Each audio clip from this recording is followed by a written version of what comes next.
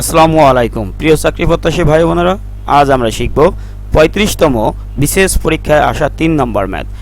আমাদের ম্যাথটি হচ্ছে কি x - y = 2 এবং xy 24 xy = 24 হলে x এর ধনাত্মক মান কত হবে।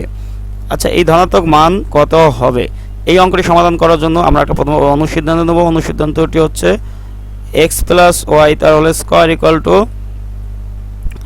xy তার হোল স্কয়ার। এখানে আমি সূত্রটা দেইনি, এবার আমি দিয়ে দিচ্ছি x + y তার হোল স্কয়ার = x - y তার হোল স্কয়ার প্লাস 4xy।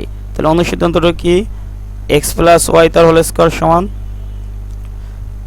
অনুসিদ্ধান্তটি হচ্ছে x + y তার হোল স্কয়ার সমান x - y তার হোল স্কয়ার প্লাস 4xy। তাহলে x - y এর মান কত?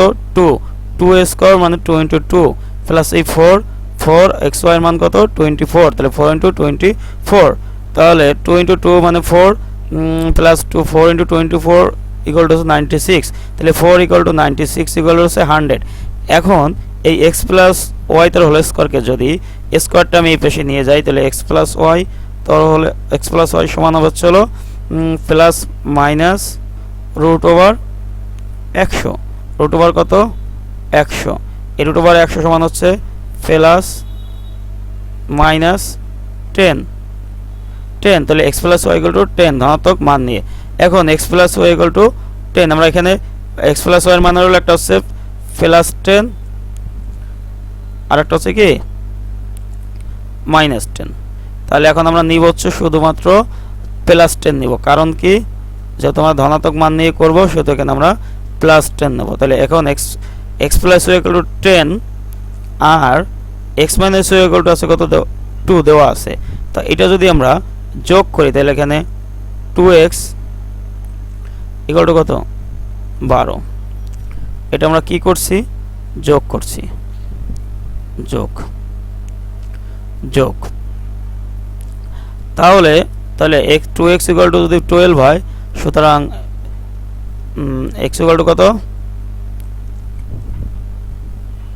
x = 6। তাহলে এই মানটা কি প্লাস না মাইনাস? অবশ্যই প্লাস। সুতরাং x এর ধনাত্মক মান হচ্ছে কত?